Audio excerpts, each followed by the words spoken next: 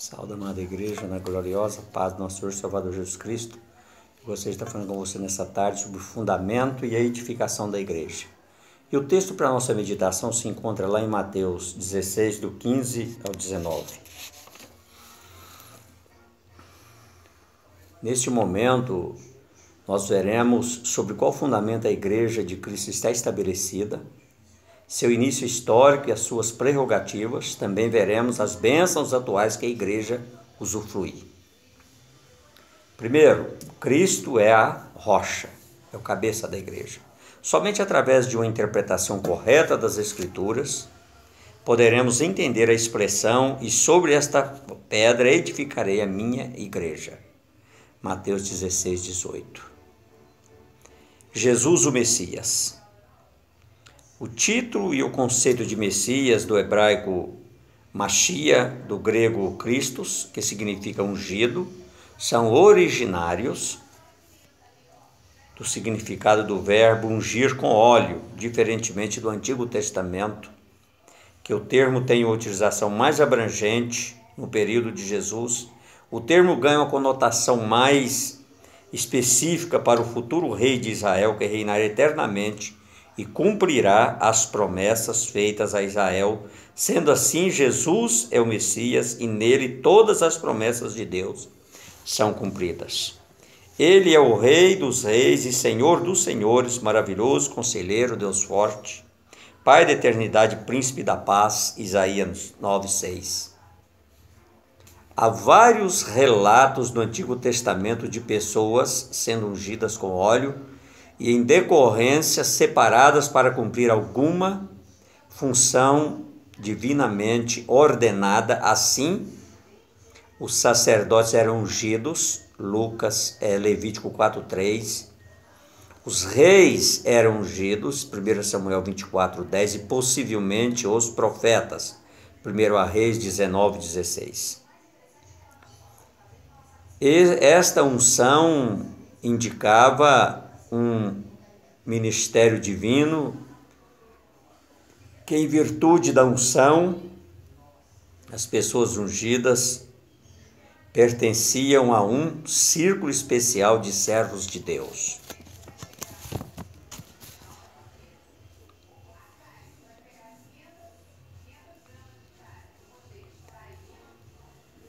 Algumas vezes Deus refere-se a certas pessoas como seu ungido, porque foram escolhidos por Deus para dar cumprimento ao propósito divino. Dessa forma, Ciro Persa é chamado de seu ungido, Isaías 45:1.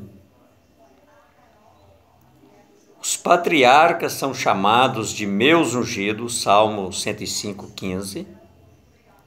E Israel é também chamado de ungido de Deus, Abacuque 3:13. A afirmação de Pedro. Após ser indagado por Jesus sobre quem ele era, Pedro declara: Tu és o Cristo, o Filho do Deus vivo. Mateus 16:16. A declaração importantíssima, tendo em vista que Jesus nunca se identificara como Messias diretamente, exceto no caso da mulher samaritana, João 4:26.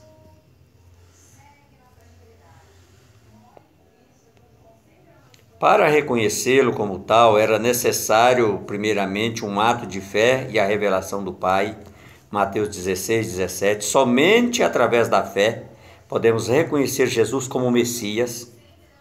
A edificação da igreja está diretamente relacionada a Jesus Cristo, com os vários aspectos enfatizados na Bíblia. Sua revelação por parte de Deus, João 16:13, de ser o fundamento, 1 Coríntios 3:11, de exercer seu poder soberano, Mateus 28:18-20, e dos discípulos confessarem a Jesus, Atos 1:8, 8:4. Assim, não há dúvidas de que a igreja é construída sobre as pessoas de Cristo e também sua obra e missão de morrer e ressuscitar. Sobre esta pedra edificarei a minha igreja.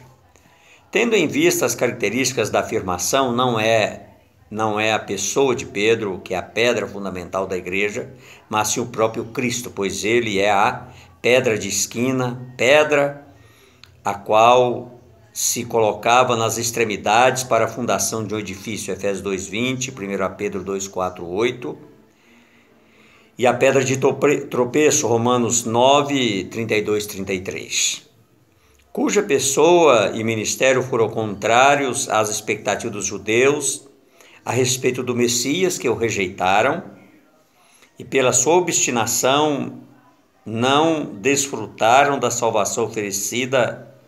Jesus é a pedra espiritual na qual os israelitas no deserto saciaram a sua sede. 1 Coríntios 10, 4.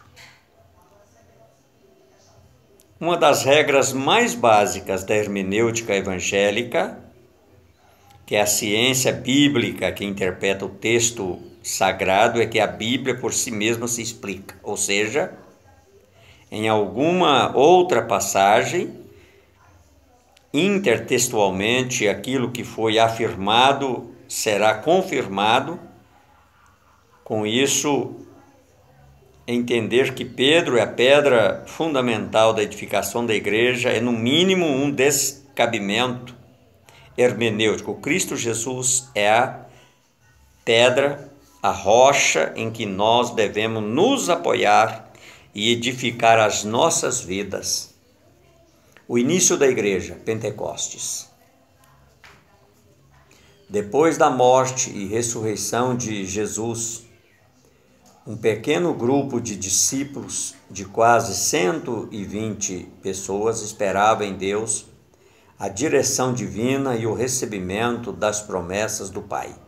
Por um período de 40 dias, Jesus apareceu-lhes repetidas vezes, continuando a instruí-los. A ordem era permanecer em Jerusalém, que do alto fossem revestidos de poder. Lucas 24, 49.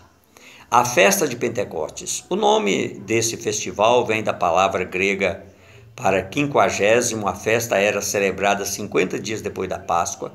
O Pentecostes é mencionado pela primeira vez no Novo Testamento como sendo a ocasião do derramamento do Espírito Santo sobre os discípulos de Cristo. Como essa era uma festa obrigatória, os judeus viajavam grandes distâncias para se reunir e participar da festa em Jerusalém, proporcionando assim um momento estratégico para o início do anúncio do Evangelho por parte dos primeiros discípulos, agora revestidos de poder.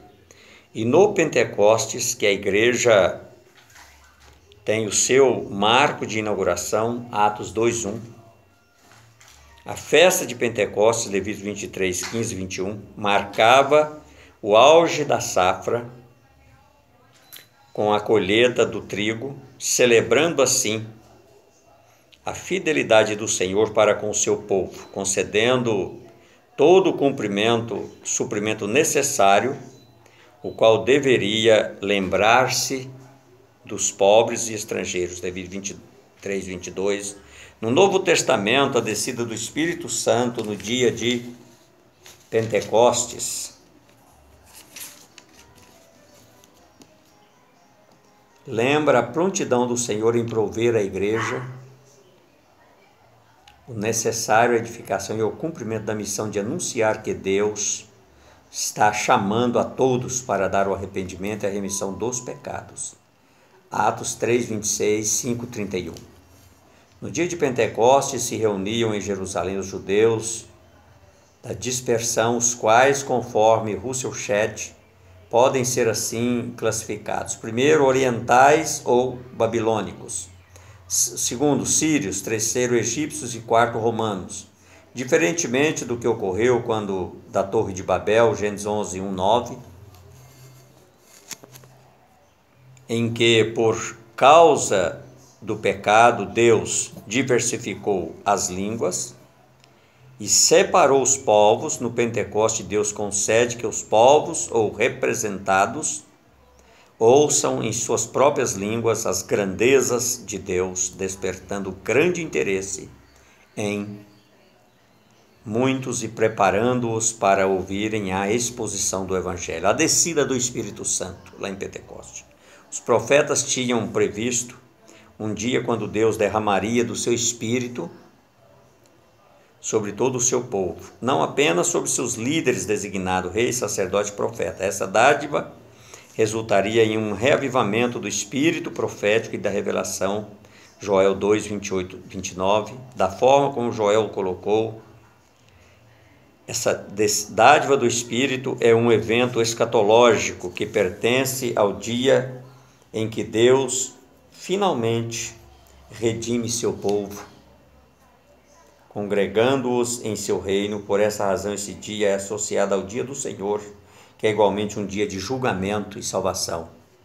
Por isso, participar da Igreja de Cristo é partilhar da salvação proclamada por Ele, assim como não participar é ser alvo do julgamento divino. Quando um pequeno grupo de pessoas estavam reunidas, houve um derramamento e houve uma entrega de dons, e a vontade de Deus foi declarada e derramada naquele lugar. O crescimento e a expansão. Com a descida e derramamento do Espírito, a igreja inicia a sua jornada com as ferramentas necessárias para a boa obra. A frase revestimento de poder tem como princípio catalisador o poder do Espírito, poder do grego, dinamis, que pode ser traduzido como poder, força e habilidade. Deus, através do seu Santo Espírito, capacita o cristão para a sua obra. Esse derramamento é chamado de batismo com Espírito, Atos 1,5, e de dom do Espírito Santo, Atos 2,38.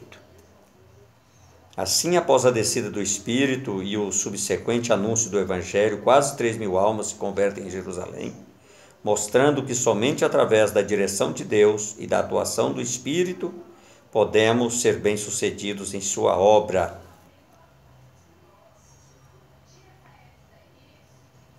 As bênçãos atuais, as bênçãos de hoje para a igreja. Como novo povo de Deus, a igreja desfruta de benefícios que o próprio Deus estabeleceu para que ela vivesse na era atual.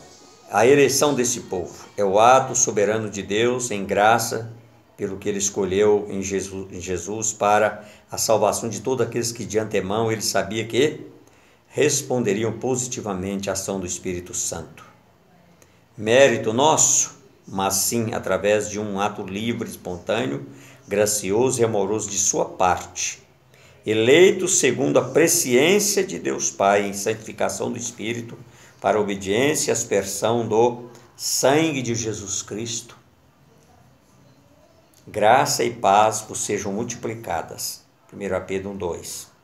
Isso nos mostra que, como igreja, apesar de não sermos merecedores, nós temos responsabilidades com nossas escolhas em obedecer às Escrituras. Devemos sempre buscar o equilíbrio no domínio, no âmbito da doutrina da salvação. Achamos que somos bons, mas somos salvos porque Deus, na sua infinita misericórdia, graça e bondade, nos alcançou. Portanto, embora a graça seja para todos, nem todos os salvos, nem todos se salvam, pois ela não é irresistível. Mateus 23, 37.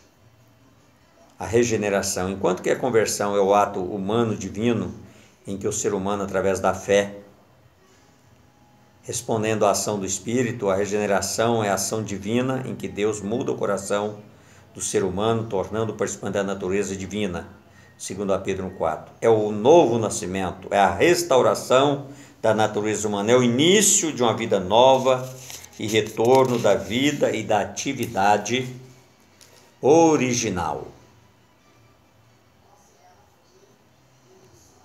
Isso nos faz refletir sobre a nossa vida, se mudamos de fato ou se nós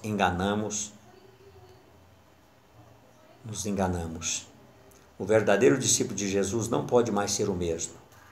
Este deve ter uma vida de acordo com os preceitos de Deus, Jeremias 31, 33.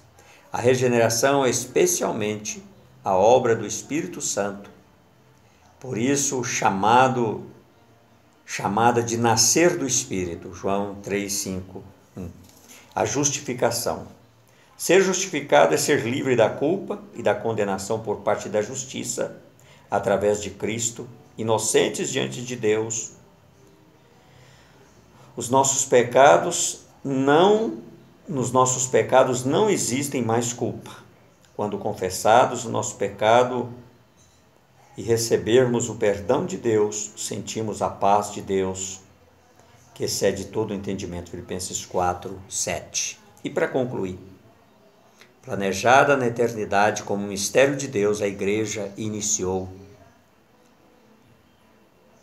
a sua história no dia de Pentecostes e confirma até hoje, criando e mudando histórias através da ação do Espírito Santo. Eu gostaria de deixar para você nesta tarde, em nome do Pai, do Filho e do Espírito Santo de Deus. Amém e amém.